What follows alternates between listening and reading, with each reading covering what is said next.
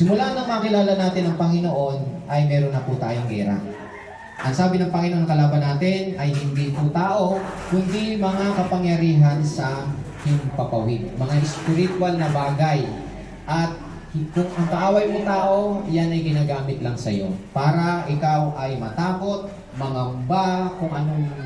Katulad dito mga kapatid, nakita nila ang daming karwahe, ang daming kawal, at dahil nakita nila yon, ang iba sa kanila nagtago na sa butas, nagtago sa kuweba, pumunta na sa sementeryo, pati kahit anong butas, tinaguan na nila. Yung iba naman na nanatili doon kay Haring Saul, mga kapatid, ay sila nanatili pero naroon po yung panginginig po nila. Amen? Kaya sometimes, hindi ibig sabihin na ikaw ay nagsisimba sa church, matatag ka. Actually, nanginginig ka rin sa takot dahil nandun ang pangamba mo na pag-uwi mo, yari ka doon sa mga taong nag-iintay sa'yo. Baka mamaya wala kayong pagkain sa bahay, kung ano mangyari. So, ang daming kinatatakutan. Yan po yung larawan ng church na pinakikita po sa atin. Kaya nga, unawain natin ito mga kapatid, kasi ito ang nais ng Panginoon sa atin, maintindihan natin, it is not by might nor by power, but by the Spirit of God. Gusto ng Diyos mga kapatid na matuto po tayong magtiwala sa Panginoon. Ito nga yung time na kung kailan tayo may kalaban, lalo tayong magtiwala sa Diyos. Kung kailan tayo natatakot, lalo kang lumapit sa Panginoon. Amen? Hindi yung kung kailan ka natatakot, magtatago ka sa, wala po ang Panginoon sa butas. Wala ang Panginoon doon sa kuweba. Wala ang Panginoon doon sa mga sementeryo na yan, mga kapatid. Amen po. Wala po doon. Ang Panginoon, kahit saan naroon, tumawag ka lang sa Kanya. Kaya kahit nandun ka, mga kapatid, sa laban nandun ka nakaharap, no? Kahit natatakot ka, manatili kang matatag na nagtitiwala sa Panginoon. Huwag kang aalis. Ang sabi nga ng Panginoon, di ba? Stand still, sabi ng Panginoon sa Exodus, di ba? Walang ibang pantapat sa takot, yung pangamba natin, yung mga kinatatakutan natin, is to stand still. Hindi mo kailangan magtago. Hindi mo kailangan mag-isip ng paraan para makawala ka doon. Stand still and see the salvation of the Lord. Ang sabi ng Panginoon, it is not by might nor by power, but by the Spirit of God. Kung kailan tayo natatakot, mga kapatid, alam mo nang natatakot ka na, tumawag ka na sa Panginoon. Tawagin mo na siya.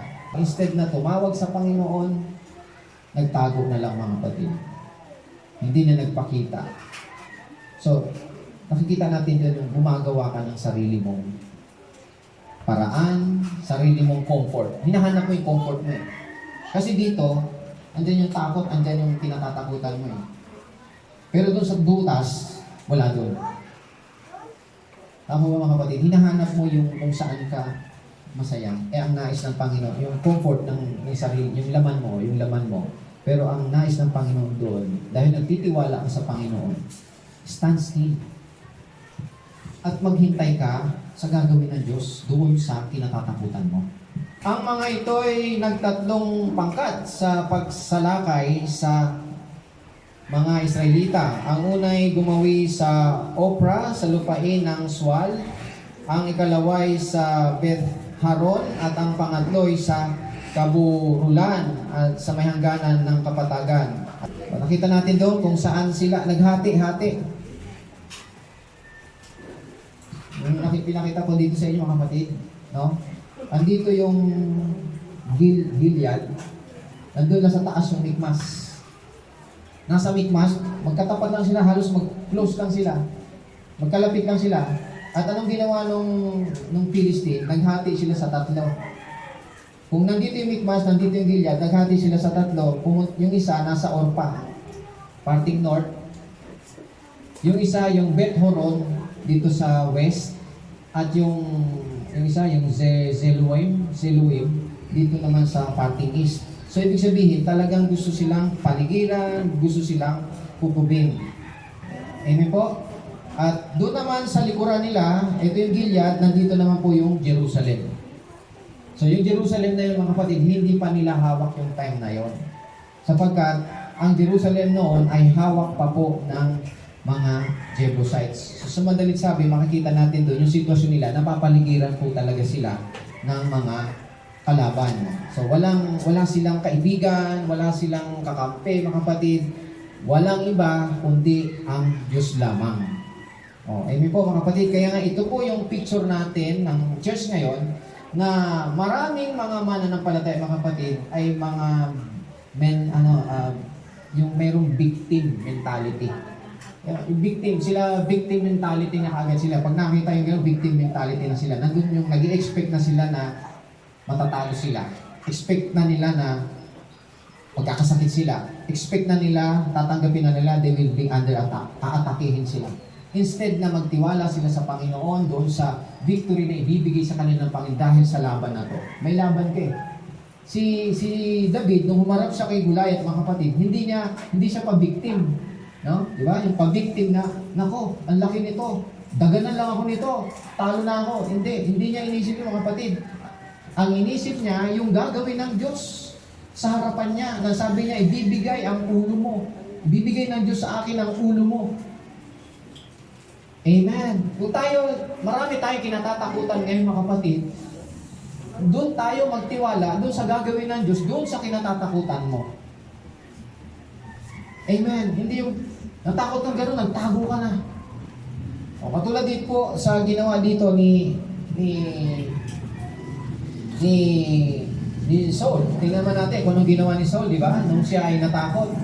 Hindi na niya hinintay nainip na. Ha? Pag nag-antay ka, sabi niya, stand still. Hindi nakapaghintay mga kapatid. Stand still ka eh. Hindi nakapaghintay. Nagsarili na ng paghahandog sa Panginoon. Itong Philistine na to, ito'y kalaban sa panahon natin ngayon. This is the world today. Nakikita natin na tayo ay, kung titingnan natin, mas makapangyarihan. Ibig sabihin, malakas sila. Bakit? High-tech sila eh. Itong linggo na to, galing wala lang to sa kanila. Gawin lang nila itong pang-outing. Di ba? Gawin lang nila itong araw ng linggo na to na ginagawa lang nila itong parang pahinga. Pahinga lang sa bahay, mga kapatid. Hindi nila ito ginagawa na para ihandog sa Panginoon. Ibigay ang araw na to para sa Diyos. Hindi nila ginagawa yun. That is the world today. Because the world is busy. Handa kang, ang gusto ng Philistine, mga kapatid, mawala sa mapa ang bansang o yung Israel, yung Israelita.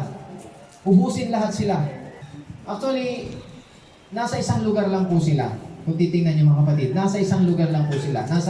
Nandoon lang po sila sa isang lugar. Sila po ay nasa lupang pangako. Pareho po silang nasa lupang pangako. Amen? Kaya lang, mapapansin natin, kung titingnan natin yung Philistine, mga kapatid, nandun sila nakatira, doon din nakatira yung mga Israel. Yung lahi ni Israel, nandun, nakakalat sila doon. Kasi pinaghatian na nila yun eh. Kaya lang, maraming kalaban. Kailangan nilang sakupin yun. At yun ang pangako ng Diyos sa kanila, ibibigay sa kanila. Naintindihan po ba natin mga kapatid? Kaya na tayo, may laban po tayo mga kapatid. Noong pa man, may laban po tayo. Yung akala natin, pag born again ka, papayagan ka sa bahay nyo, hindi ka papayagan. Akala mo, pag born again ka na, tuwang-tuwa ang magulang mo, hindi sila tuwang-tuwa. Ayaw nga nila yan eh. Pasalamat tayo, nandito tayo. May love. Para bang, hindi, alam natin, para wala tayong lang, easy lang pala magsimpay. Hindi easy mga kapatid. Maraming hindi natutuwa sa atin. Amen? Maraming hindi natutuwa. Kaya nga, kita nyo, kahit tayo nagsasamba sa Panginoon, may papasok na maingay, may magpapatugtog ng malakas dyan. Di ba? Bakit? Ito yung oras nila eh. Hindi na naman ito sa Diyos eh. Yung isa lang ang ginagalawan nating mundo.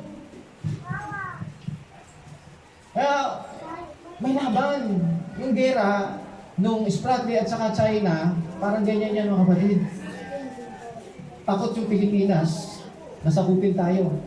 Totoo naman, kasi wala naman talagang panlaban dyan. Pero, hindi po yung Pilipinas ang pinag-usapan natin dito. Ang pinag-usapan natin dito ay ang ating Panginoon Jesucristo. Yung laban ng ating Panginoon. We are in a spiritual warfare. Nasa spiritual warfare po tayo. Once na nakilala natin ang ating Panginoon Jesucristo, spiritual warfare na po tayo. Nakikipaglaban na po tayo.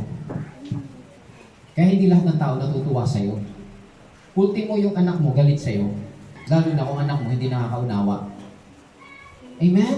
Ang gusto niyan, parang Philistine mga kapatid, ang gusto niyan, sirain ka sa mga plano mo sa buhay.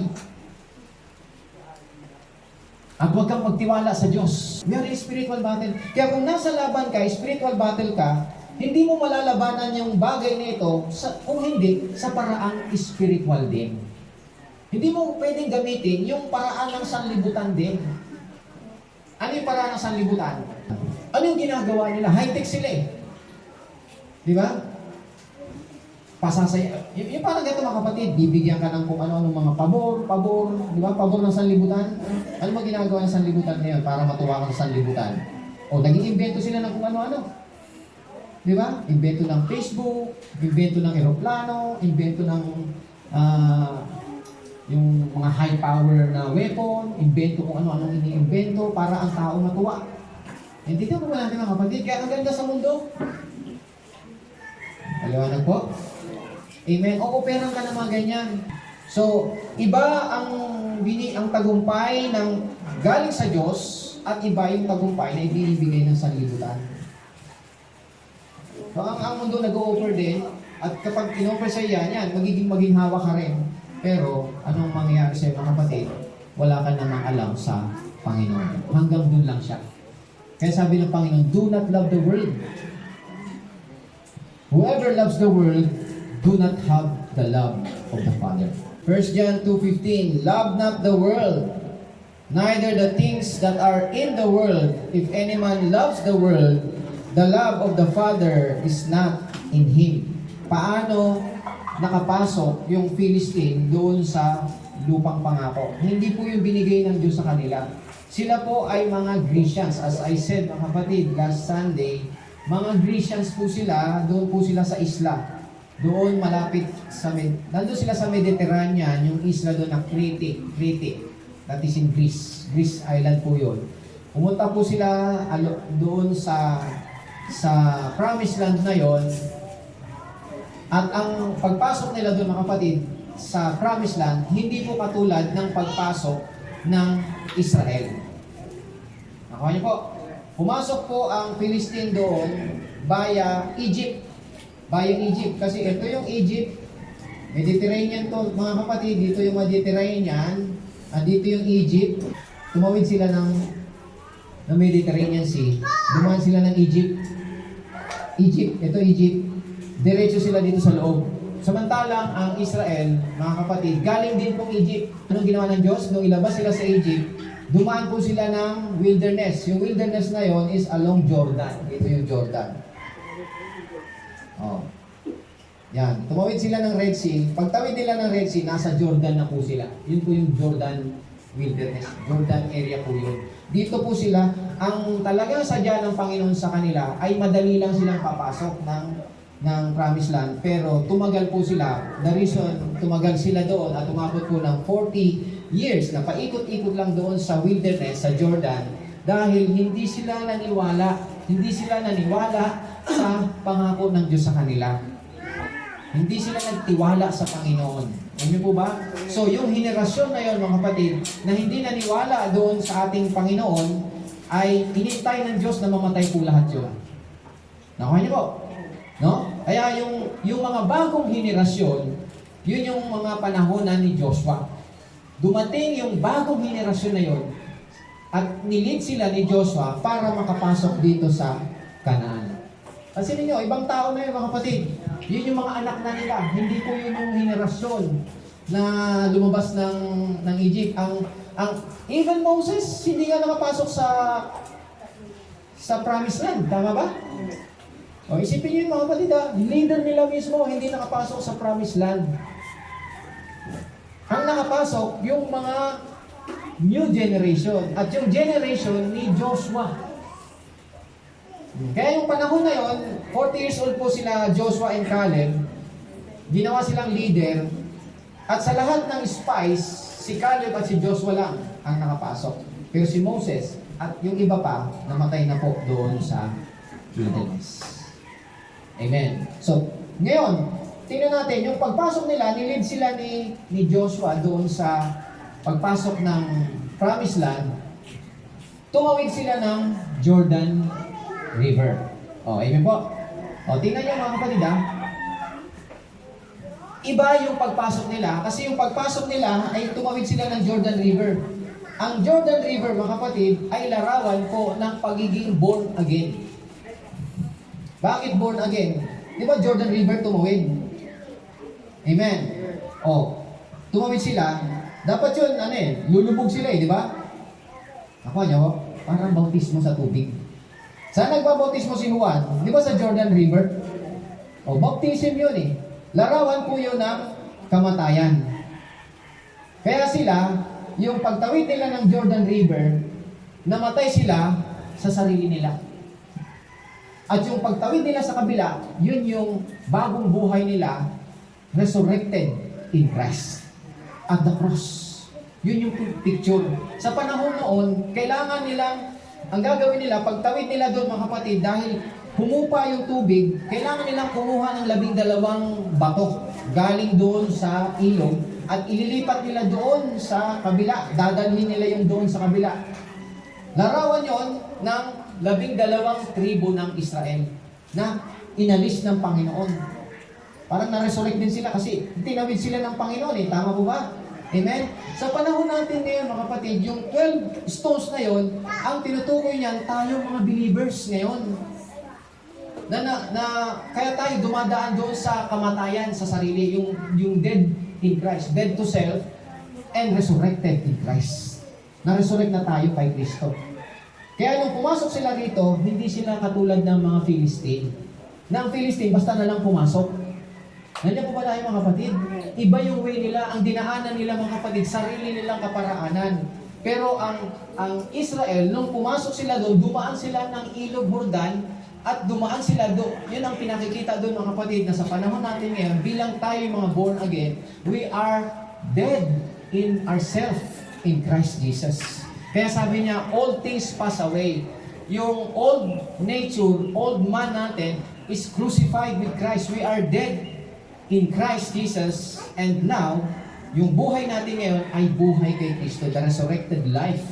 Nabubuhay na tayo sa bagong buhay na ipinamumuhay ngayon ni Kristo sa atin na nasa loob na tinanggap po natin. Amen po mga kapatid, hindi tayo katulad ng Philistine. Kung sasabihin ko ngayon, hindi tayo katulad ng sanlibutan. Amen po. Namatay na po yung ating lumang pagkatao. Hindi na mamatay yung physical natin, kundi yung ating luma. Old have passed, your flesh, yung old man, yung old nature. Ano yung mga kapatid na matay? Crucified in Christ. Ano yung crucify kay Kristo? Nung namatay si Kristo, ano yung na-crucify sa atin?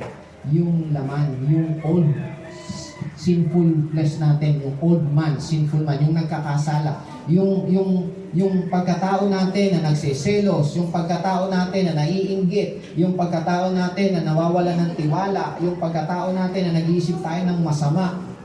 Nandiyan po ba tayo mga kapatid? Lahat yun ay pinako na doon kay Kristo upang tayo po ay mabuhay sa bagong buhay kay Kristo at hindi sa atin. Namatay tayo sa sarili na natin. Wala na tayo sa sarili natin mga kapatid. Everybody say amen. Sabi niya, if anyone is in Christ, he is a new creation. All things pass away. Ano yung pass away? Crucified. Yung luma mo, crucified ka na. Crucified na yon. All things pass away. Behold, all things become new. You are now resurrection. You are now resurrected in Christ. Your spirit is now reborn. You have a resurrected spirit living in an resurrected body. Everybody say amen. Basahin natin sa 19. Ito rin natin, binabasa natin. Noon ay wala ni isa mang panday sa buong Israel sapagkat ayaw ng mga Pilisteo na makagawa ng mga tabak o sibat ang mga Israelita. Amen? Ano nakikita niyo dito mga kapatid? During this time of battle, mga kapatid, ang may technology, Philistine. Makikita natin sa panahon ngayon na yung Philistine sa panahon nila, hindi sa panahon natin ngayon, sa panahon nila, advanced sila sa technology. Meron silang weapons. meron silang armor, o meron silang chariots, meron silang sibat, meron silang pana, meron silang sword made of iron. Samantalang yung Israel, hindi sila makagawa nun. Wala silang armas. Wala silang blacksmith. Amen? Ang sabi dito mga kapatid, bakit walang panday doon? Ang sabi diyan, noon ay walang ni isa mang panday sa buong Israel sapagkat ayaw ng Pilisteo na makagawa ng mga tabak o sibat. Ibig sabihin, ayaw makagawa. Ibig sabihin mga kapatid, ayaw nilang i-share yung technology nila. Tama, doon sa bayan ng Israel. Ayaw nilang i-share. Gusto ng Philistine ay wala silang magagawa para maging talunan lagi sila. Lagi silang lugi, lagi silang takot, lagi silang nangangamba, lagi silang pag nakita mo ang Philistine, matatakot ka na. Ito yung picture natin ngayon, mga kapatid, na ganyan. Kikita natin sa libutan. Minsan yung nagsasalita sa atin, mga may kapangyarihan. Di ba? Mga asensado sa buhay, mga kapatid. Nakakaangat sa buhay. Kaya pag sinabi nila, ganito, ito gawin mo, kahit na alam mo nasa Panginoon ka, hindi mo na gagawin yun. Nako-compromise ka na. Kasi, nandun nakikita mo yung advancement nila eh. Nakikita mo yung technology sa kanila. Yung pagiging powerful nila. Ikaw, wala kang kakayanan, wala kang mahina ka, asa ka lang sa kanila, pero sila, kaya nila ang sarili nila. Tama nyo? Para bang pag wala sila, katulad dito mga kapatid paano mabubuhay ang Israel kung wala ang Philistine? Sila yung gumagawa ng sibat, sila yung gumagawa ng armas. Naintindihan mo ba natin mga kapatid?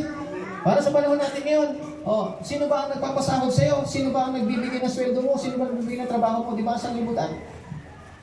Saan ka nagtatrabaho? Di ba sa libutan? Tama ba? Sino mo may-ari ng company mo? Amen? So, hindi ka ngayon makatanggi. Kasi, boss ko to eh. Amen. So, imbis na matakot ka doon, magtiwala ka sa Panginoon. Mag-pray ka. Hilingin mo sa Panginoon, buuin tong amo ko na to. Para bigyan ako ng pagkakataon. Magsimba, ipakita nyo, ipaalam mo. Sabihin mo sa kanila na ikaw ang nagsisimba. So, yun. Advance sila eh. Boss ko to eh. May-ari ito eh. Takot. Kristyano, pero takot. Sabi, stand still. See the salvation of the Lord. Ganun ang ginagawa para ng mga Philistine, hindi sinishare. Sabihin nila, parang ito mga kapatid, sasabihin nila, kailan magtrabaho ka? Malulugi tayo. Pag hindi ka nagtrabaho, linggo. Pero tutusin, hindi naman sila lugi. Malaki pangakita nila eh. Tama ba mga kapatid? Amen. Kaya nga double pay eh. So 20, basahin tuloy natin. Tingnan nyo kaya doon sila nag-aasa eh. Tingnan nyo, amen? Kung tutusin, bigyan mo na lang ng panghasa yan eh. Kaso, ayaw nga eh. Ayaw i-share. Ito tayo mga kapatid. Minsan, hinihingi na lang natin yung linggo sa kanila, ayaw pa nila ibigay. Di ba? Ganun na naranasan natin. Isang araw na naman, sir eh. Araw-araw naman ako papasok eh. Isang araw na naman, bigay nyo na sa akin to. Ayaw pa ibigay. Pero, kaya namang ibigay. Nandiyan po ba tayo mga kapatid? Pwede naman ibigay. Ayaw. Nakakulungkot lang minsan mga kapatid. Pinayagan ng amo na, sige, sa'yo na linggo, hindi naman ginamit sa Panginoon. Pinayagan nga, nag-outing naman. Di ba? Sabi, wala rin sa Diyos eh. Nakuha nyo, ang hirap mga kapatid po. Ang hirap. Kaya, ang Diyos lang talaga nakakalam ng puso ng tao. Ang Diyos lang nakakalam kung sino ang totoo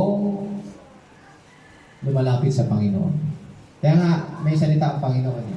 Ito, tagal ko lang hindi nababasa to, pero biglang nabasa ko sabi nga, meron kaya akong datnan na nananampalataya?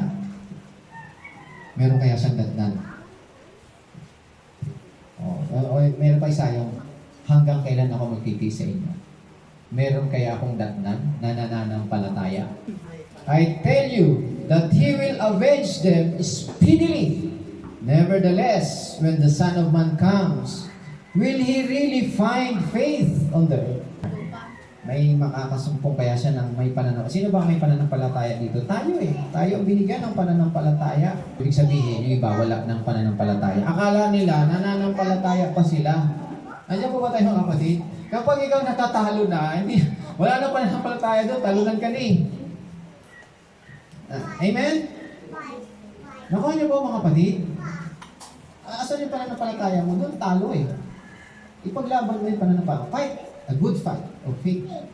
Stand still. Pag isinuko mo yung pananampalataya, kailan ba natin ipapakita yung pananampalataya natin? Pag walang pagsubok?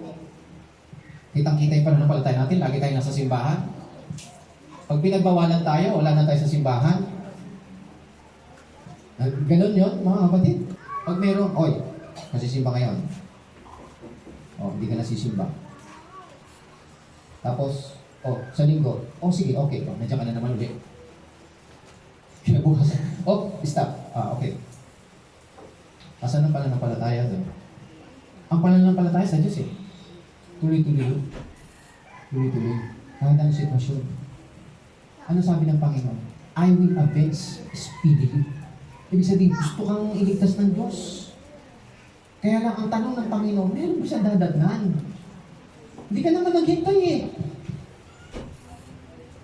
Maghintay ka. Nandiyan po ba tayo mga kapatid? Kung natatakot ka man, sige, lumakad ka lang. Kung ginaganyan ka na, kung anong ginagawa sa'yo mga kapatid, para matakot ka, datnan kung anong maraming problema dyan, stand still, magtiwala ka lang sa Panginoon, hintayin mo. Sabi niya, I will avenge you speedily. Hindi ka nakakalimutan ng Panginoon. Gusto lang makita ng Diyos mga kapatid, kasi ito mga nasa, makinig tayo mga kapatid, ito mga nasa paligid mo mga kapatid, lumalabas lang, mga hindi naniniwala sa Diyos. Nandiyan po ba tayo mga kapatid? Sinong gagamitin dyan mga kapatid pa? Ito mga hindi naniniwala sa Diyos, sinong gagamitin sa kanila? Hindi ba ikaw din? Ikaw din eh. Hindi ibang tao, kaya sa'yo magagaling. Kaya kung ikaw talunan ka mga kapatid, wala nang gagamitin sa kanila. Ano sasabihin? Sabi na sa'yo, walang Diyos eh. Di ba? Ako, hindi mo ba mga kapatid? Sabi na sa'yo, walang Diyos eh. Stop. Okay. Wala eh. Pero kung nanatili ka, anong gagawin ng Diyos? I will avenge you speedily. Isang araw, yung mga umaayaw-ayaw sa'yo, mga tumututol-tutol sa'yo, isang araw, purihin ang Diyos. Sige na. Hindi ka masisya. Hindi, magsimba ka. Bilisan mo, magsimba ka na. Alam niyo yung mga Egyptians? Di ba? Ayaw silang payagan ng mga ng Pharaoh. Ayaw na payagan ng Pharaoh. Ayaw. Sige, ayaw niyo ha. Anong ginawa ng Panginoon sa kanila? Sabi niya, sasambay yung anak ko. Payagan niyo lumabas. Hindi. Anong ginawa ng Panginoon doon sa ayaw pumayag? Di ba binigyan ng plague? Nandiyan po tayo? Pero kahit binigyan ng plague, matigas pa rin ang ulo. Sige, payagan na. Gusto nga alis? Hindi ka alis. Binigyan ulit ng plague hanggang sa umabot ng 10 plagues. Nung ika-10, mga kapatid, talagang alis ka na. Umalis na kayo rito. At hindi lang yung mga kapatid, hindi lang sila basta pinaalis. Lahat ng mga kayamanan nila ibinigay. Yung mga ginto. Kaya alam niyo yung pag-alis nila, naghirap yung Egypt. Pero nung nandun sila, yung mayaman ng Egypt. Lahat ng ginto nasa kanila. Pero nung umalis sila, naghirap. Bakit? Dala ng mga Israelita yung mga kayamanan nila eh. Kasi kung hindi nga, sabi niya, anong magagawa ng kayamanan namin kung ikamamatay naman namin to? Dalhin nyo na yung kayamanan namin. Naintindihan niyo po ba mga kapatid? Kaya akala ng iba, pag lumapit sa Panginoon, maghihirap. Hindi. Kaya ka naghihirap kasi hindi mo alam yung ginagawa ng Diyos. Sa buhay mo, hindi mo nakikita. Hindi mo nalalaman. Nasa iyo ang pag-asa ng Diyos para makakilala ang mga mahal mo sa buhay na hindi nakakakilala. Hindi mo makukuha sa paraan ng tao yan. Napagtanong ng utang na loob. Di ba? Tao mahilig sa utang na loob. Amen? Hindi ko sinabi huwag kayong magtanong ng utang na loob. Pero ang tanong dito, ang utang na loob sa Diyos. Unahin mo muna yung Diyos. Amen? Doon ka tumatanang ng utang na loob kasi nandun ang buhay mo. Isipin niyo mga kapatid, nung hindi sila pinayagan, sino ang plague? Nabinigyan ng plague? Yung Egyptians. Nagpadala ng kadiliman, nagpadala ng mga peste. Habang ako nag-pray kanina, nag-ano sa Panginoon, ano bang ibig sabihin nito sa amin? Ito yun yung takot. Lahat tayo may takot pa rin ngayon. Nanginginig ba kapatid? Ano ba, sisimba tayo? Ang dami kong problema ngayon Parang ayoko na magsimba Ang dami kong problema Dami mong problema Lumapit ka sa Panginoon. Verse 21, tuloy natin. Mahal ang bayad nila sa pagpapahasa ng palakol o karit at mas mahal pa para sa araro o asarol. Nakuha nyo?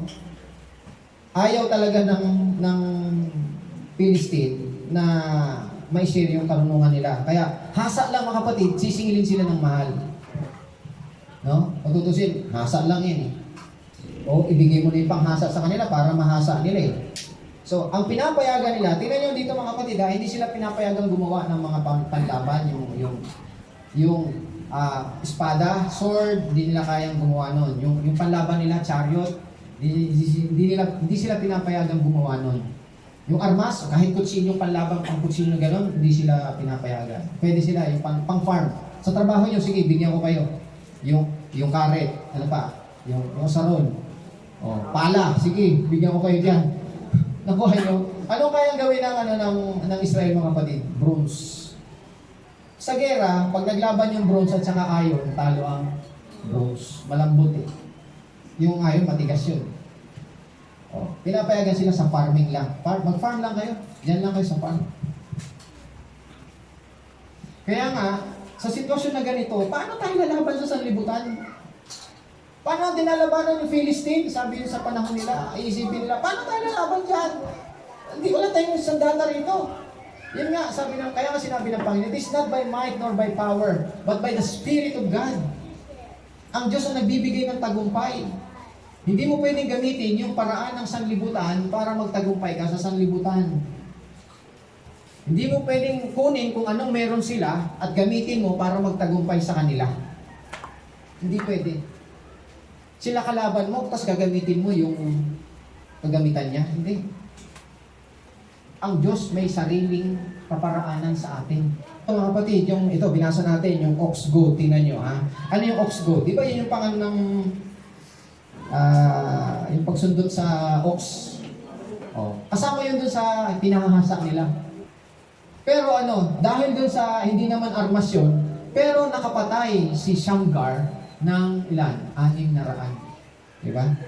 Sa 3 verse 31, 600, sabi niya, after him, Shamgar the son of Anat, who killed 600 men of Philistines with an ox goad, and he delivered Israel. Although, dito tayo mga kapatid, yung 600 na yon, hindi yung isang araw lang nangyari. No? Iba't ibang panahon, siyempre, laban dito, umaring dito, 50, pagdating dito, iba naman, ibang araw naman, iba naman ang kalaban. Pero, ang gustong puntuhin doon mga kapatid, ox goad lang ang gamit. Ox goad yung pantumbok lang. Pero nakapatay siya ng 600 men at nailigtas niya ang bayan ng Israel. Ano po ba? Katulad doon, yun, simpleng bagay lang po yung mga kapatid na ginagamit ng Diyos kung ano yung meron ka. Hindi mo kailangang bilhin yung sword ng Philistine. Kaya ang Diyos may sarili niyang paraan. Kung anong meron ka, yun gagamitin sa'yo. Kung aasa ka sa Panginoon, sasabihin niya yung bagay na magtatagumpay ka. Kahit anong problema mo, siya magbibigay ng tagumpay mo. Hindi ka aasa sa sanglibutan. Hindi ka aasa kung kaninong tao. Sa Diyos ka aasa. At siya ang magbibigay silang tagumpay. The reason why, mga kapatid, because we are not part of this world. Amen? Kung we are in this world, but we are not of the world. Sabi ko nga sa inyo dito, mga kapatid, nasa Kanaan sila, pero hindi sila katulad ng mga Philistine. Sila, anak sila ng Diyos, bayan sila ng Diyos, naging bayan sila ng Diyos nung tumawid sila noon. Amen? Dahil yung mga nauna sa kanila, yung nagpaikot-ikot dito, hindi nakatawid. Bayan sila ng Diyos, pero hindi sila naniwala sa Diyos. Tama po ba? Amen? Dito, ito na yung mga naniwala. Mananampalataya na to. Tayo ngayon, yung mga mananampalataya, mga kapatid, na tinuturuan ngayon ng Panginoon at sinasabi sa atin, mga kapatid, na we are not like the world.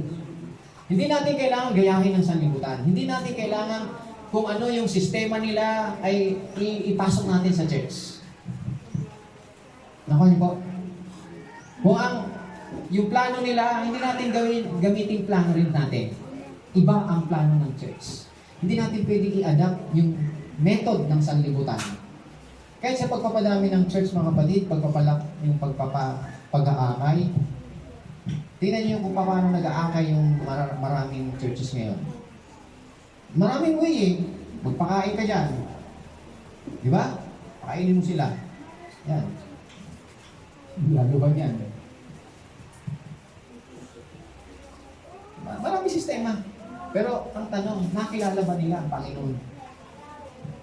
O nakapakinig ng Word of God, Bible, narinig. Pero nakilala ba nila? Nagkaroon ba sila ng personal experience, personal encounter with the Lord? Naranasan ba nila yung buhay kay Kristo? At nagpatuloy ba sila kay Kristo? From the word church. The word church is ecclesia. Ecclesia means out, called out. So called out, yun yung ecclesia, yung church, ecclesia. The called out. Kaya ang church called out of the world. Inilabas ka sa mundo. Kanina, yung sinasabi ni Pastor Ray na narinig ko, yung sa communion, hindi sila naniniwala. Yung mga ayaw maniwala, huwag nyo nang pilitin, mga kapatid, kasi hindi talaga maniniwala siya. Hindi ka naniniwala eh. Nakaw niyo po ba, mga kapatid? Amen. Kumbaga, para lang tayo, huwag tayong huwag lang tayo ang tawag doon? Mag-alala. Ay, maniwala eh. Ang Panginoon, hindi naman namimilit ang Panginoon, mga kapatid eh. Hindi siya pinapasok sa isang bayan, o di susunod na bayan. Doon sa maniniwala ako. Kasi ito, para lang po sa nananampalataya. Sa totoo lang, para lang po ito sa nananampalataya. At hindi nila ito malalaman dahil hindi sila nananampalataya. Baka yung mananampalataya, kumbaga sa 10, isa lang ang paniwalaan yan eh. Yung siya, hindi na. Nananampalataya ba yun? Oo, sige. Ang nananampalataya, kung 10 ang pananampalatayanan mo, nananampalataya ka sa isa, huwag kang titigil sa isa. Magpatuloy ka hanggang sa 2, hanggang sa 3, 4, tuloy-tuloy. Amen? Pero kung sasabihin mo isa lang, at tapos yung 2 hanggang 10, reject niya sa akin, yung isa lang. Karamihan ngayon church ngayon eh. Hindi ko lang alam mga kapatid kasi hindi ko naman inaalam kung ano meron sila. Magugulat na lang tayo eh. Yun na lang yung nalaman ko, katulad yung sinisir na ganito ang communion nila, buwan-buwan. Yung communion nila, taon-taon. Hindi na natin alam yun sa kanila kasi tanungin mo, ano ba ang communion sa inyo? Ito yung tradisyon na natutunan natin noong una pa. Hindi, yung sa atin, hindi. It is a revelation. Amen? Ano sabi ng Panginoon? Sabi niyo, if you abide in my word, Jesus Christ ang nagsasabi, if you abide in my word, you are my disciples indeed. You are my disciples indeed. Stop na sila ron. Ang sabi ng Panginoon, yung next nun, yung following nun, and you will know the truth. And the truth will set you free. Pag sabi ng Panginoon, if you abide in my word, yes, I abide in your word. And you are my disciples indeed. Yes, I am a disciple. Sabi niya, I am a disciple. Disciple na siya. Tuloy-tuloy na siya, disciple. May karugtong yun, mga kapatid eh. And you will know the truth. Bakit tinugtong ng Panginoon yung you will know the truth? Kahit na disciple ka ng Panginoon, pero hindi mo nakilala ang katotohanan, walang magse-set free sa'yo. Kaya marami ngayon mga disciple, yung mga learner, yung mga nag-aaral ng Bible, pero hindi sila nabuksan, hindi sila napalaya ng katotohanan. Ano yung katotohanan na yun? Kung ang katotohanan nasa inyo, mga kapatid, ibig sabihin, nakita niyo si Kristo. Lagi kayo nandito, lagi kayo magpapasalamat sa Panginoon. Because you know the truth, and the truth will set you free. Hindi tayo nandito para mag-iiyak sa Panginoon na, Lord, hirap na hirap. Hindi, nandito tayo para magpasalamat sa Panginoon. Magpuri, magsamba, mag-alay, maghandog. Magbigay sa Panginoon ng oras, magbigay ng time sa Panginoon. Yan, dahil siya ang Diyos mo. Sa Kanya nanggagaling ang buhay mo. Hindi para may problema ako. Makinig nga ako doon para mabawas-bawasan yung problema ko. Ay, huwag ka na dito, manood ka na ng wawawin. Amen? Because dito, sabi niya, if you abide in my word, you shall be my disciples, and you will know the truth. And the truth will set you free. Yan ang magpapalaya sa iyo. Palalayain ko yan. Amen. Yung dati kang may bisyo, aalisin ka dyan. Sabi niya, itong bisyo na pala to, makakasama sa buhay ko. Itong bisyo ko pala to, pambababae na to, masisira ang pamilya ko. Ito palang bisyo ko na to, na wala akong pagkakilala sa Diyos, sisirain ito lahat ng area ng buhay ko. Yung hindi ko pagkakilala sa Panginoon, pahihirapan pala ako nito. You will set you, mapapalaya ka sa ganung kaisipan mo. Hindi ko kailangan ng Diyos. Palalayain ka ng Panginoon dyan. Isipin mo, kailangan ko ang Diyos. Hindi pwedeng naniwala lang ako na matay si Kristo. Yung communion, wala yan. Hindi ako naniniwala dyan. Ano ka ba? Parang pinaniwalaan mo may ilong si Kristo pero hindi ka naniwala may bibig. Hindi mo ba tayo mga kapatid? Ako naniniwala si Kristo may ilong. Naniwala ka bang may bibig? Hindi. Ilong lang. Saan nakita ng tao walang ilong? Ay, may ilong tapos walang bibig. Amen. Sabihin mo namatay si Kristo, naniwala ako dyan. Naniwala ako sa communion? Hindi. Oh, ano? Di ba parang ganun din? Naku, ano po? Eh, binawasan mo eh. Bahagi yan ng gospel. Sabi na parang, you will know that it is a revelation from God. Kaya tao hindi pinipili pag-ayaw. Hayaan nyo sila. Hindi na natin kasalanan yun. Ang mabigat, ikaw yung magkasala kasi ayaw ka paniwala at pinipilit mo sarili mo. Galit ka naman kapatid. Ikaw ayaw mo naman. Nagalit ka naman kapatid. Ikaw na kayo nagkasala. Tama ba? Iwasan mo na huwag ka magkasala. O, sinasabi ko lang sa iyo, friend yan. Pero, ayaw maniwala. Okay na naman eh. Friends pa rin tayo O, pero huwag mo lang yun sa kanya yun. Ipilit sa kanya yun. Amen? Malalaman na niya sa ibang paraan. Kasi kailangan siya. Sa araw, iiyak yan. At isa pa, yung isinishare natin mga kapatid, talagang nangyari sa buhay natin. Amen. Bigyan niyo ng patotoo. Ako, gumaling ako dito. Ay, ako, sasabihin ko sa inyo. True communion, gumagaling ako eh. Amen. Communion is not just partaking. It is receiving God's grace. Hindi ito ritual, hindi ito para bang ginagawa lang dahil tradisyon, hindi. Ito ay pagtanggap sa Panginoon, pagpapasalamat sa Panginoon. Ito ay katibayan na tinatanggap mo yung ginawa ng Panginoon, yung binayaran ng Panginoon sa krus. Ano ba binayaran niya sa krus? Yung sakit, yung karamdaman ng katawan mo, yung kasalanan mo, binayaran ng Diyos yan. Para lumakad ka ngayon na confident ka sa Panginoon at makalapit ka ng buong-buo sa Panginoon at may tiwala sa Panginoon na hindi ka parurusahan. Amen? At hindi ka lapit sa Panginoon na laging bukang bibig mo, Lord, patawad, Lord, patawad. Ilang beses kang hihingi ng tawad, isang beses lang magpatawad ang Panginoon at pinatawad ka na your entire life. Amen. Amen. Hindi pa ulit-ulit, patawad. Hindi po ganun mga kapatid. Tanggapin mo si Kristo, lahat yan, layas yan, yung masasama. Yung kasalanan dyan, yung espiritu ng kasalanan, yung kapangyarihan ng kasalanan, pinalayas na ng Panginoon dyan. At yung buhay yun, tanggapin natin sa Panginoon. Amen.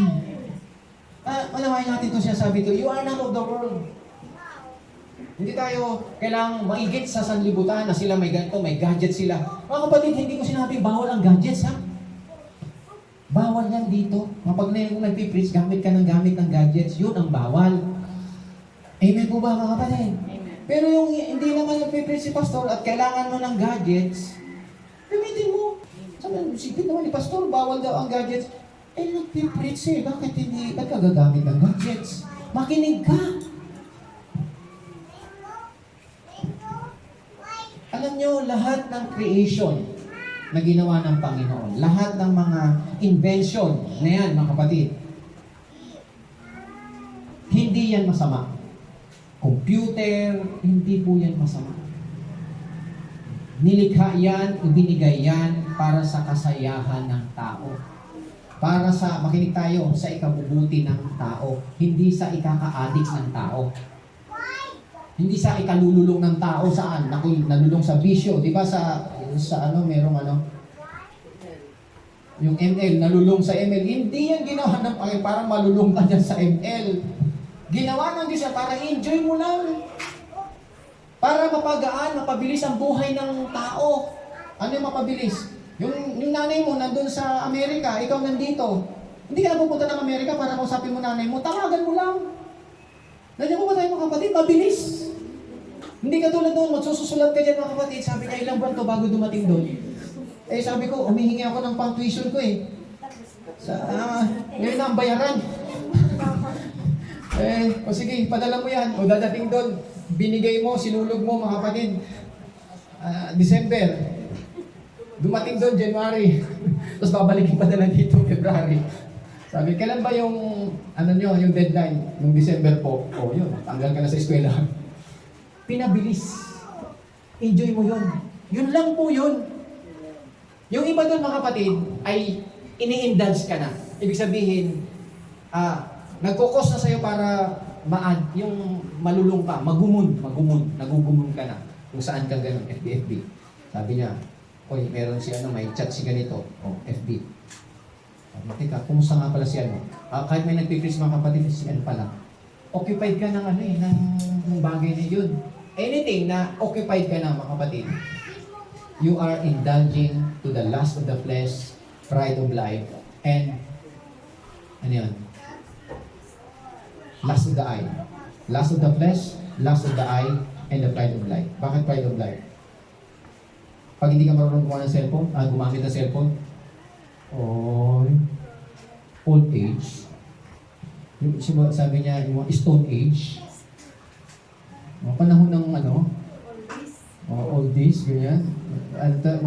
Mga orangutang na.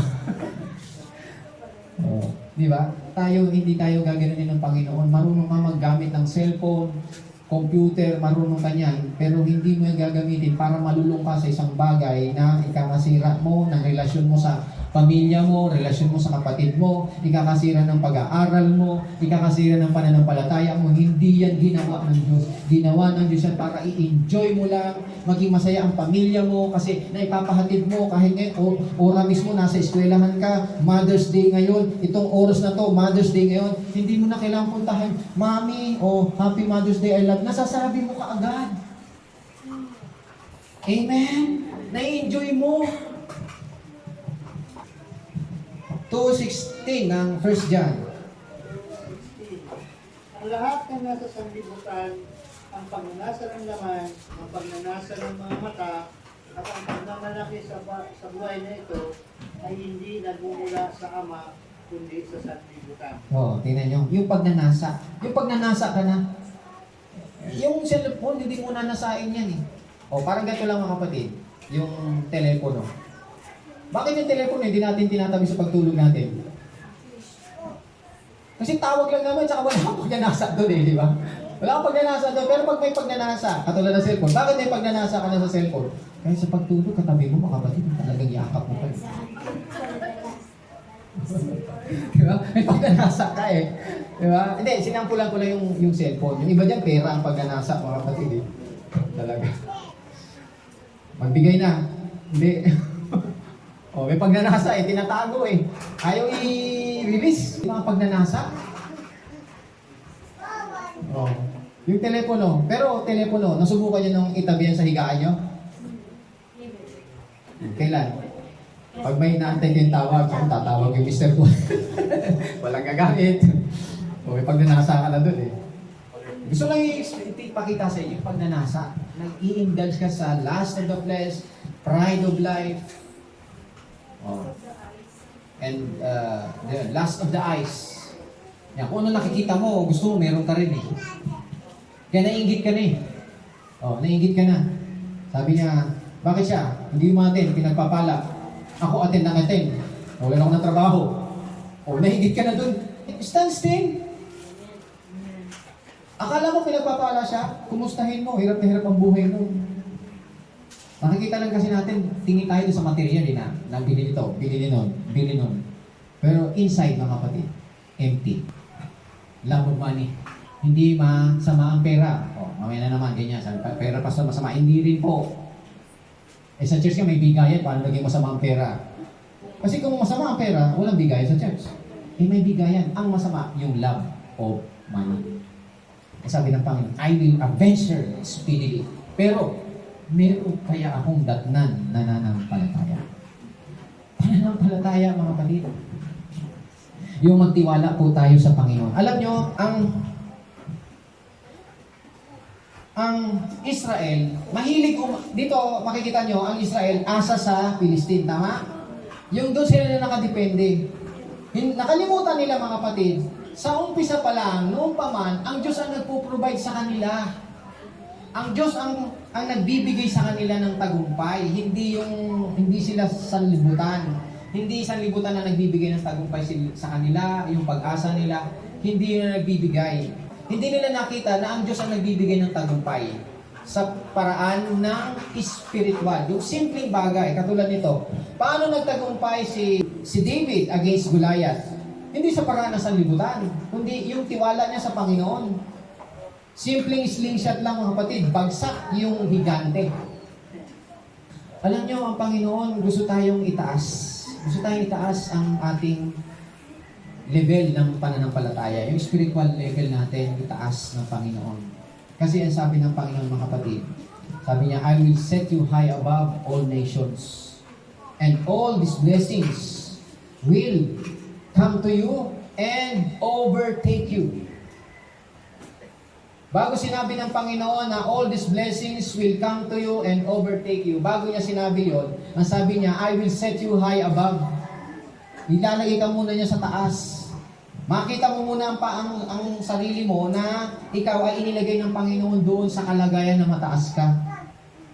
Tayo nilagay ng Panginoon dyan, mga kapatid. Yung pangako ng Diyos, no, sa 28 verse 1 and 2 ng Deuteronomy. Tatakas ka ng Panginoon mong Diyos sa lahat ng mga bansa sa iyo. Oh, amen. Tingnan nyo dito, mga kapatid. Ito ang pangako sa kanila na itataas sa kanila. Sa panahon natin ngayon, reality po ito. Makinig tayo, mga kapatid. Ito yung reality sa atin. Sa kanila pangako, sa atin yung reality. Bakit? Tayo ngayon sabi niya, you are raised together in Christ. Seated together with Christ in the heavenly places. Nung namatay si Kristo at muling nabuhay si Kristo, namatay si Kristo, nakasama tayo. At nung nabuhay si Kristo, kasama tayong nabuhay. Kasama ni Kristo. At nung siya umupo sa kanan ng Diyos, kasama po tayo ni Kristo. So, ibig sabihin, we are in high places na. We are set above. In the heavenly places, nandun na po tayo ngayon sa Ephesians. Basahin din natin yan, mga kapatid. Chapter 1, verse 3. Pinagpala niya tayo lahat ng papapalang who has blessed us with every spiritual blessing in the heavenly places. Amen. God has placed us higher than the world. Yung Israelita, sabi niya, above all nations. And all these blessings will come to you and overtake you. Pero sa panahon natin ngayon, hindi lang above all nations, above the world. We are not in the world. We are in the world, but we are not of the world. Above the world. We who have blessed us with every spiritual blessings in the heavenly places. Reality po ito sa panahon natin ngayon because of the finished work of Jesus Christ. Nakaupo tayo ngayon in the heavenly places, blessed with every spiritual blessing. Everybody say amen. Sasabihin ko sa inyo, you are seated in Christ in the heavenly places. Blessed with every spiritual blessings. You are blessed. Every spiritual blessings in the heavenly places. Ang sabi ng ibang nagtuturo, spiritual lang naman yan eh.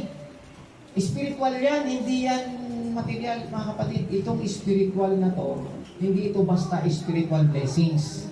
Spiritual ito na tinatranslate into material. Ano ibig sabihin nito? Yung bigyan ka ng wisdom. Ano bang hinihingi natin sa Panginoon? Di ba spiritual yung wisdom?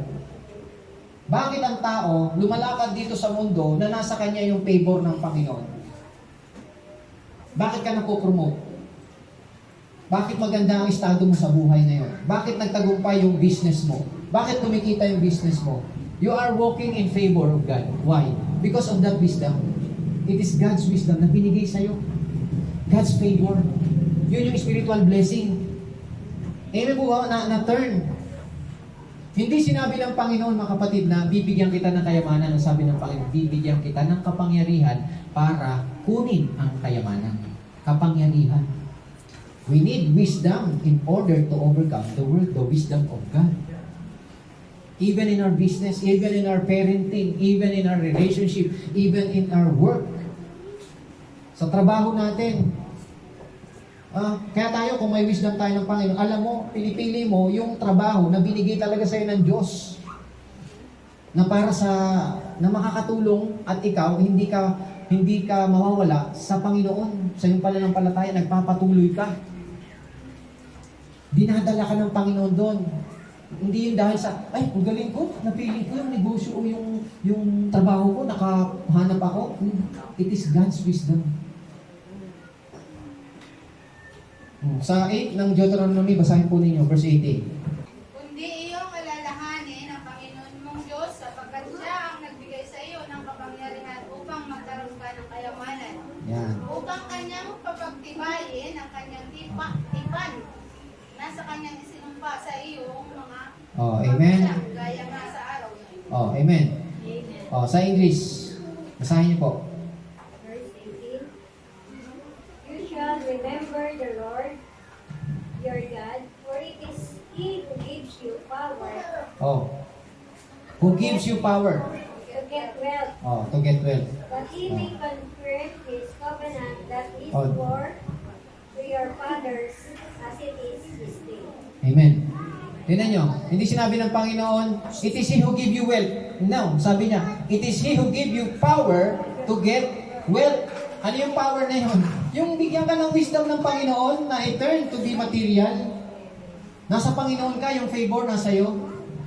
Yun nga lang yung mga ibang business, nalugi sila, tapos ikaw hindi. Anong meron sa'yo? Nandiyan po tayo mga kapatid.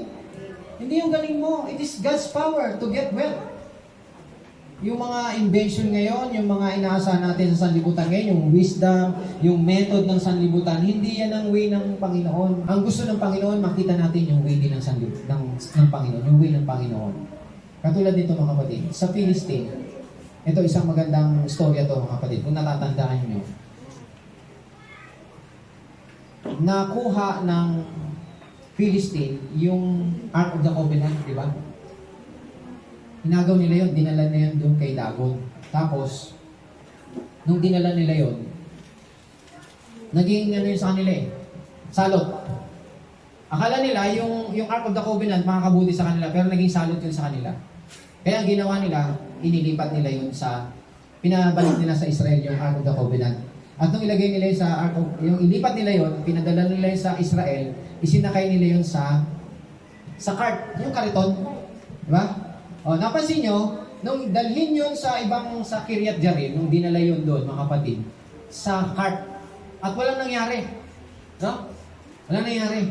Pero pansinin nyo, nung si David na kukunin na nung si David na ang kukuha ng Ark of the Covenant, dadalhin sa Jerusalem. Natatanda niyo ba yung story na yun, mga kapatid? Isinakay po sa cart din. Tingnan natin 6:8 ng 1 Samuel. Sakay ninyo sa kariton ng kabahan ng tipan ni Yahweh. At itabi ninyo rito ang kahon ng mga bukol at dagang ginto. Pagkatapos, palakalin ninyo ang mga baka na walang umaakay.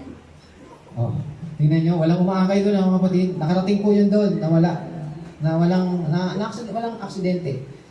Ginawa yun mga kapatid dahil sila ay pinahirapan nung Ark of the Covenant. Kasi sa Israel, hindi nila alam kung ano ang gagawin doon. So, nung ihatid yun, mga kapatid, sinakay sa cart.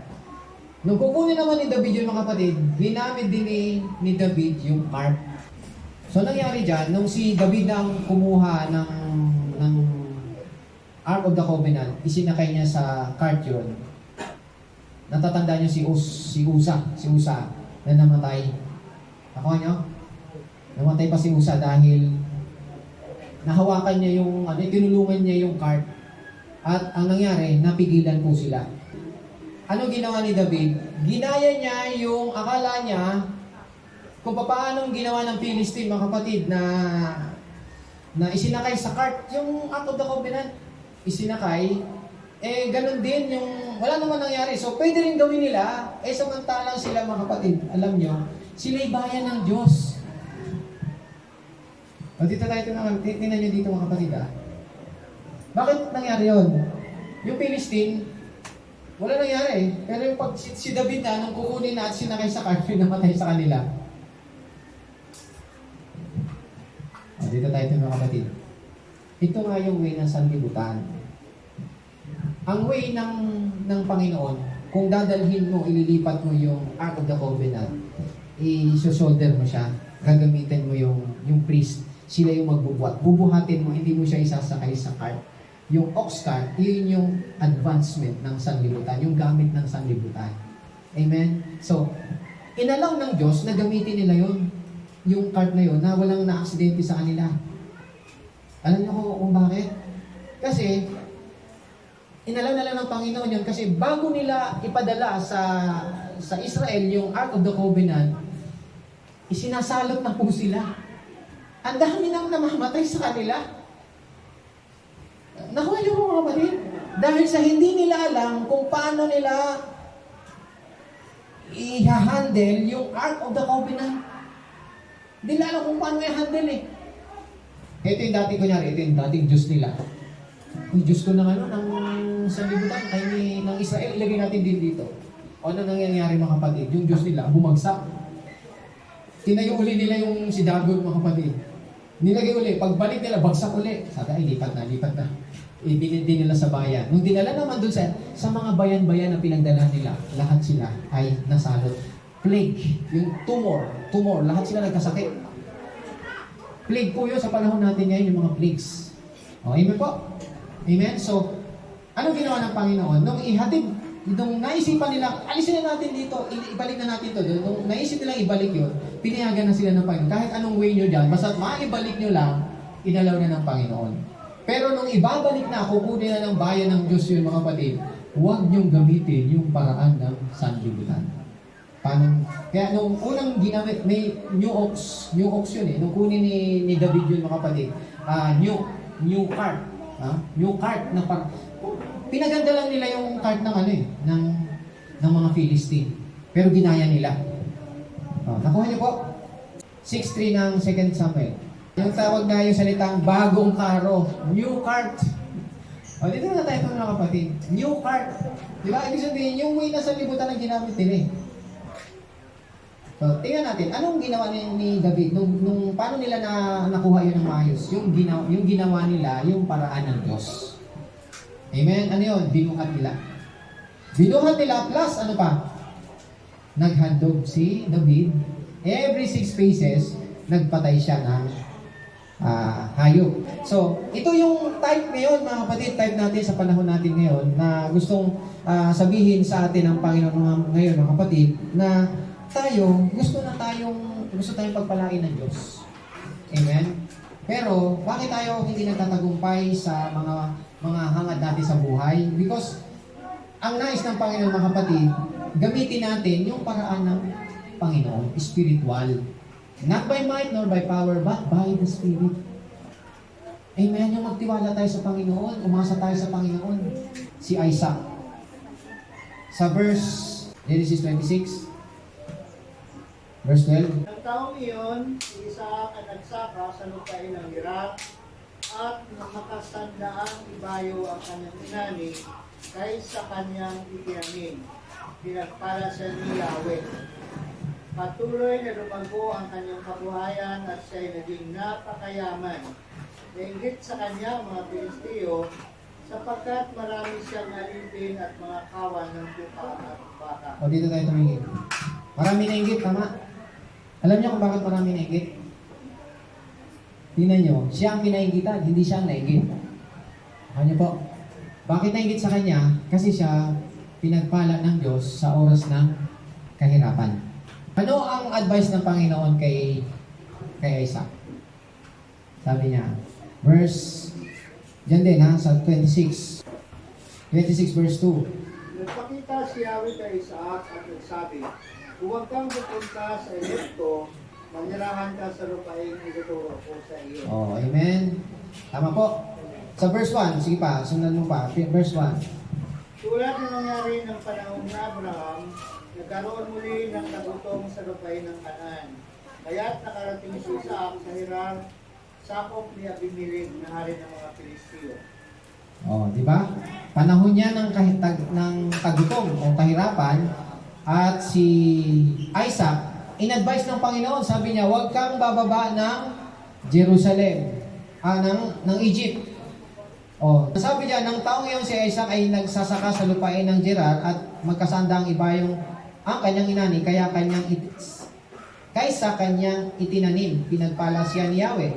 Patuloy na lumago ang kanyang kabuhayan at siya ay naging napakayaman. Nainggit sa kanya ang mga Pilisteo sapagkat marami siyang alipin at mga kawan ng tupa at baka. Oh, everybody say amen. Kaya sinabi ng Panginoon, mga kapatid, na huwag kang bababa sa Jerusalem kasi gusto ng Panginoon pagpalain si Isaac doon sa bayan na yun.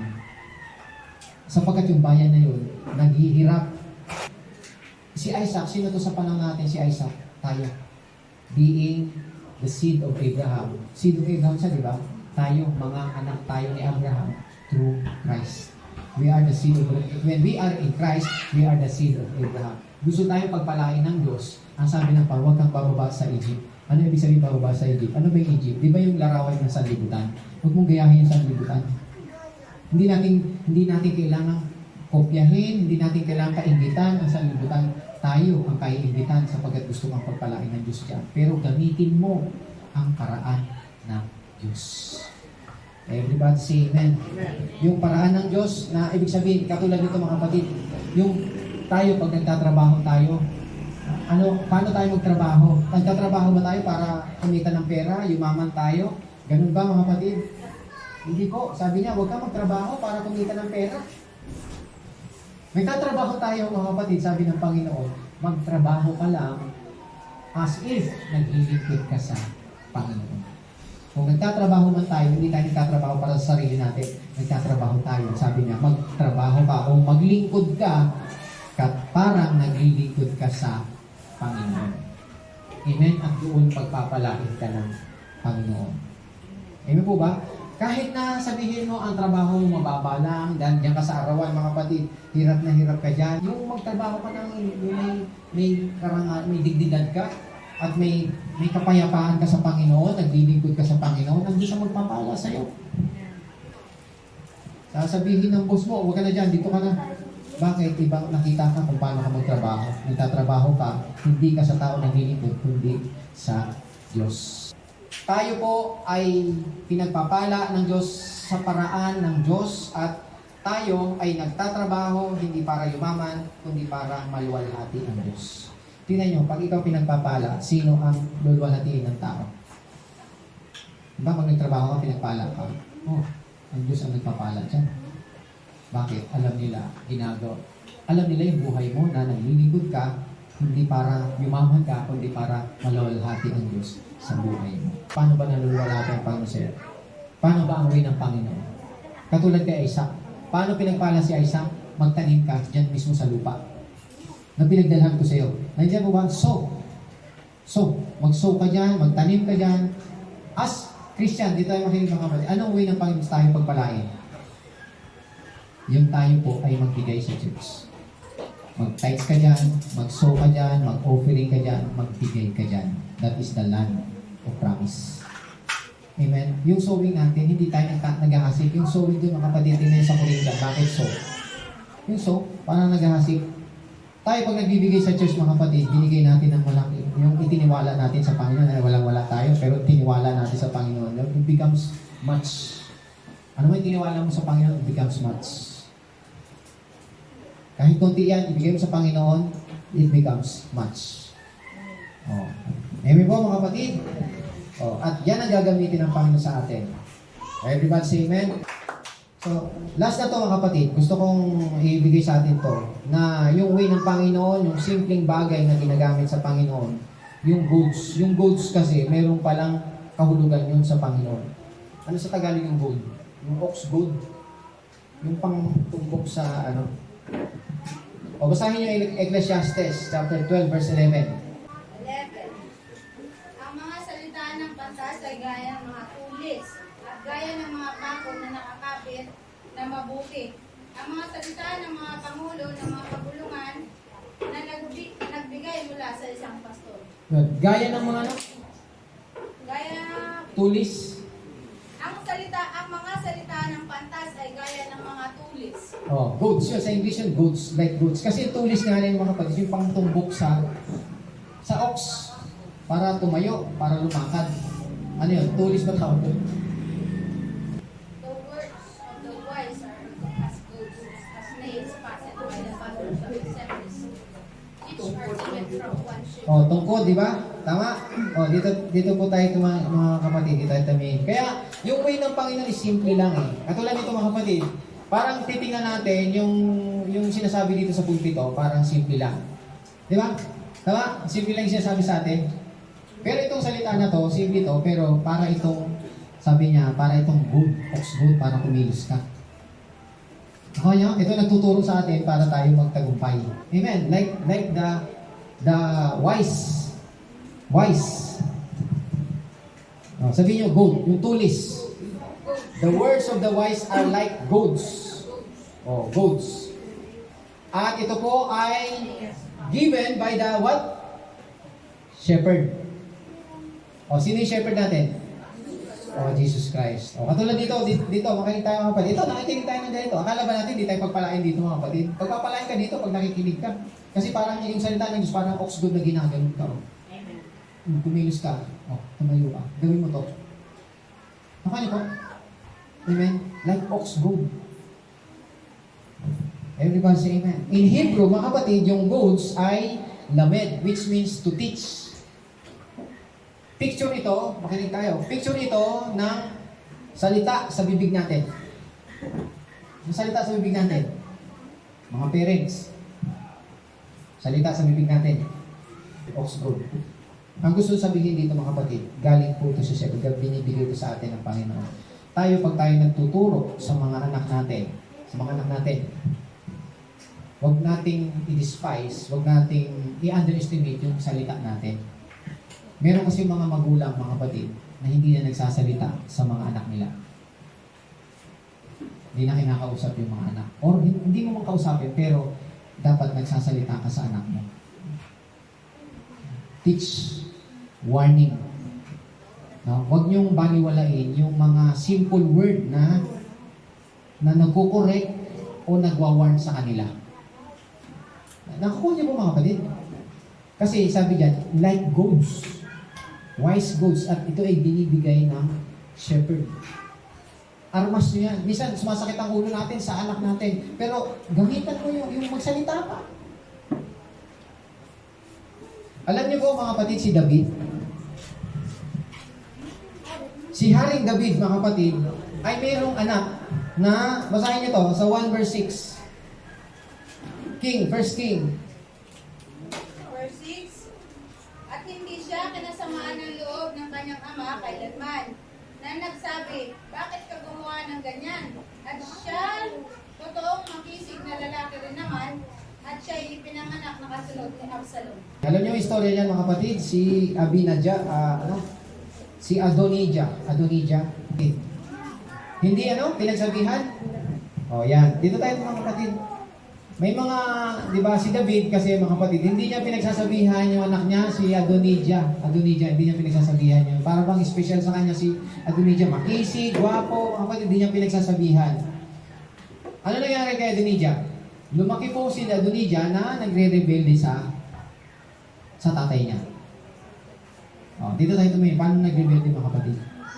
No? Malapit ng matanda na si David, matanda na siya. Kailangan na ng kapalit. Ayun, si Adonijah. Iinano niya yung sarili niya bilang hari. Ang hari na gusto ni David, di ba si Solomon? Nakuha niyo po? O, pero si Adonijah. inano niya yung sarili niya. Ibig sabihin dito mga kapatid, si Adonijah, ni minsan hindi niya pinagsabihan nung lumaki, naging rebelde sa magulang. Amen? Si Absalom, ganun din. Hindi ko alam kung paano pinagsabihan yun, pero nag-rebelde din. Yung marami mga anak si David na hindi napagsabihan. O napagsabihan man, pero hindi talaga natuto yung iba. So, ang ibig sabihin dito, kaya nga yung goals natin is like word in our mouth. Bilang magulang tayo, kaya sabi niya, kaya naman pinagsabihan ko yan, hindi ako pinakikinggan. Kahit hindi ka pinakikinggan, mga kapatid, goals yan na parang natutumbok mo siya at yung salita mo na yon magpapaalala yun sa kanya. Magsalita ka, sabihan mo yung anak mo. May mga magulang, mga kapatid, na pag malaki na yung anak, ay hindi na sir. Alam na nila ginagawa nila, hindi po ganun mga kapatid. Huwag yung hintay yung matanda na kayo, kailangan silang pagsabihan. Yung salita natin, kasi tayo yung magulang. Yung salita natin, no-honor ng Panginoon. Now, kapag tayo nagsasalita sa anak natin, piliin din natin yung salitang makakapag-encourage sa kanila. Hingin din natin sa Panginoon yung ano yung salita, Lord, na may encourage mo siya, yung huwag siyang masasaktan, at maintindihan niya yung gusto mong sabihin na ma-encourage siya, maliwanagan siya sa ginagawa niya. Amen. Huwag mong baliwalain yun. Amen po? At yun ay magiging goods para sa kanya. Wise wisdom yun para sa kanya. Na isang araw marirealize yung tama siya. Gagawin nila yun. Kaya natututo po sila. So ginagamit ng Panginoon. Minsan tayo, di na natin alam gagawin natin sa anak natin, mga kapatid. Yan, yung nandun lang sa bibig natin. Kahit ako, sample ko sa mga anak ko, kahit na malaki na yan, ito, malaki na to. Sobrang laki na to. Sinasabihan ko yan. Kinakausap ko sila. Pero hindi nga, kung hindi man sila sumunod, at least sinasabihan mo sila. Importante, yung salitang warning na yun, sinasabi mo. At lalo na sinasabi ko, hanggat ang anak mo nandun sa pamamahay mo, ikaw ang may boses sa kanila. Paliwanag po mga kapatid. Dahil dun sa turo ng magulang, lumalaki silang matalino. Lalo na tayo, nasa Panginoon po tayo. Hindi tayo katulad ng sanlibutan. Tingnan nyo lang, ito, naisip ko lang dito mga kapatid. Pag hindi nyo pinagsabihan yung anak nyo, hindi tayo nagsalita sa anak natin, ang sanlibutan na magsasalita sa kanila. Amen? Ayaw mo magsalita, yung sanlibutan na magtuturo sa kanila. At pag ang sanlibutan nagturo sa kanila, ayan, kung ano-ano, magbubugat ka, kung ano-ano natututunan nila. Kaya, ngayon pa lang, sinasabi sa atin ng Panginoon, magsalita ka sa kanila. At yun ay i-honor ng Panginoon sa kanila. Everybody say amen. Amen. Isa pang naisip ko mga kapatid, pinaisip lang ito sa akin kasi kapag hindi mo sinabi, anak mo lalaki, pag-asawa, 10 ang anak mo, 2 na lang kayo umatin. Tapos yung mga anak mo, hindi na umatin. Anong nangyari? Pinadami mo lang yung mga hindi kumikilala sa Diyos. Di ba? Dapat na makadagdag yun sa lumalapit sa Panginoon, hindi, naidagdag dun sa hindi lumalapit sa Panginoon. Kaya sinasabi natin dito, di ba? Yung Great Commission, ipangaral mo ang salita ng Diyos. Commission pa rin yan hanggang ngayon. I-share mo ang mabuting balita. Kaya sa pamilya natin, mga kapatid, nasa atin tayo gagamitin ng Panginoon. Stand still and see the salvation of the Lord. Tayo po lahat ay tumayo, mga kapatid.